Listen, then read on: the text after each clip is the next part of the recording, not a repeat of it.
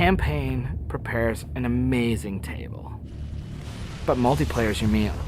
I could eat it every goddamn day, forever. It's like sitting around on the couch with 7 of your buddies, playing Halo multiplayer, trash talking.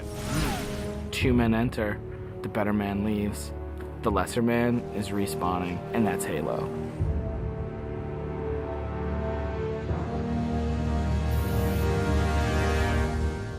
The beta.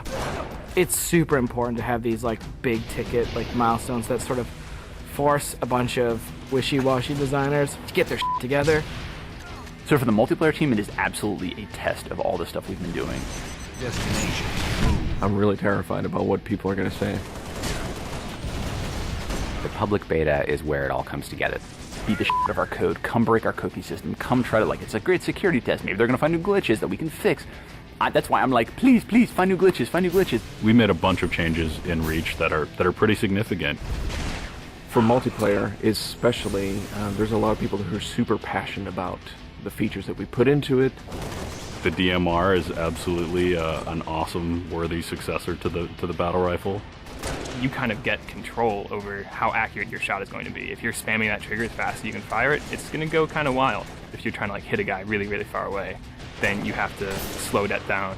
Everyone's totally destroying with the DMR. It's like everyone's got a Death Star in their hands. I usually go back to the Needler. That's one that always makes me happy. Everyone's always wanted the Needler to be sweet because it's hilarious and fun. Then it gets too sweet, or all of a sudden like something gets fixed, and it's like, oh, tracking's fixed now, and you're like, guys just burst. It's been fun to go back and kind of re-envision some of the old friends. Like the sniper rifle. Like I pick up the sniper rifle and I'm like, this is it. It's totally happening. And I'm about to rain death on the plebeians that I work with.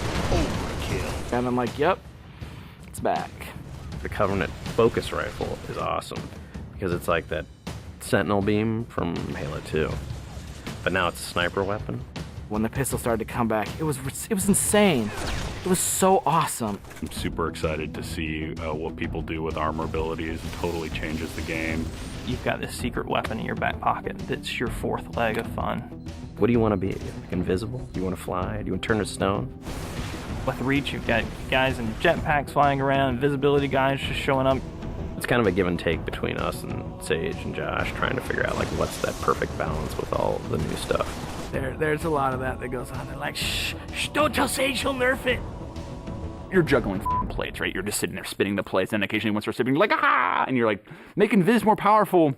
And everyone's like, no, I'm picking Invis. And you're like, okay, make it less powerful. And then, oh, now everyone like, I mean, that's what Sage and those guys do. It's a fucking huge challenge.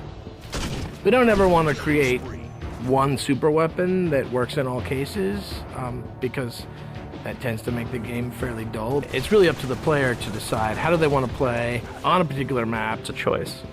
Double kill. That's, I think, Halo at its best is like making these choices.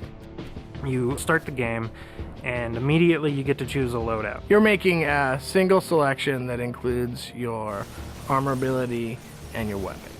We sort of pair those intentionally.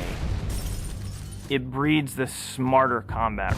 You'll definitely notice a big difference in how the game functions. Right now, at this exact moment in development, Armor Lock's insane. It's super powerful. I love it. It is just fucking fun. There are 2 Slayer maps. There's Powerhouse, which is an asymmetrical map. Lots of indoor-outdoor action. Sword Base is a very vertical map. Moving around Sword Base is a completely different scenario when you've got a jetpack versus when you're sprinting. This time around, we decided to integrate all of the multiplayer maps within the campaign. Overlook is another Pioneer-style base. We're using it for a game type called Generator Defense. That's also a multiple loadout game type. Your loadouts are actually far more varied than, say, in Slayer.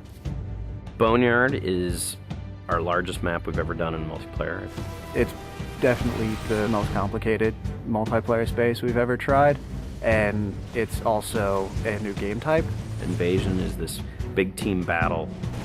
We sort of sat down and said, let's try to make an objective game that has elements like Slayer and try to make that more fun. And we wanted a big, huge, lots of guys and all these fictional elements. We've added a couple new objective game types, Headhunter, Stockpile. Headhunter. It's so much fun.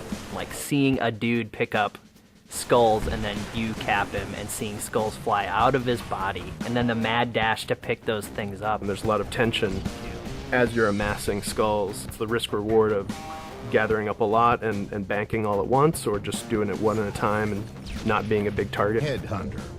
Stockpile is a team game based on capture the flag. 2 teams each have their collection zone or stockpile. There are multiple flags on the map, and your goal is to grab a flag, take it to your goal. It's a game of capture and defense. We have what we call the party games. We have Race, we have Oddball, we have King of the Hill, but like, Slayer's the thing you keep coming back to. Like, for me, Slayer is the game. Slayer is multiplayer. The arena is a really awesome evolution for people who want to play really hardcore competitive multiplayer. Let's just acknowledge that Slayer's awesome and try to build that space where we can sort of say, like, if you're hyper competitive, care about stats, let's make that for you. Bam, games, push, rating, push, division. The better you play, you'll eventually be put into a division. The arena divisions are broken up into Onyx, Gold, Silver, and Steel. You can say, oh yeah, I was Gold, you know, and like that means something. And I'm like, oh yeah, that's cool. You're basically a AAA baseball player. And I'm like, I'm Onyx. Like, you just met f***ing Roger Clemens. Our matchmaking system is really good at matching people up based on skill. What it has never been really good at before is saying, well, how much fun will these 2 people have playing together? I'll sing. Some of it's obnoxious. I'll get muted. Why can't I tell the system, dude, find me the people who love playing like a team player? Instead of just trying to put 8 people in a game together, we first use the social preferences for finding teammates. And then we can say, find 4 other people who are a really good skill match. Without players thinking about it, we hope that it'll lead to better social encounters. Active roster essentially is us bringing the Y menu back from Halo 2. It's a way of saying, friends are online and this is what they're doing, so I can hook up with them with a minimum of fuss. Everything that you see in the game, there's a path to getting. We can make this game about you. I really wanted to make sure that players were able to invest themselves in the Spartans that they create, and then be able to carry that Spartan back and forth between campaign and multiplayer seamlessly without them feeling like it's 2 different experiences. Start at 0, nothing. Invest, play the game, no freebies. You're beta testing, have a t-shirt. Little avatar t-shirt. I'll be wearing one. The fans should never assume what you see in the beta is set in stone.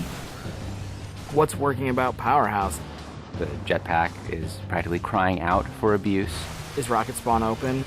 Is that good? In the end, it's all about the game, and the game is king.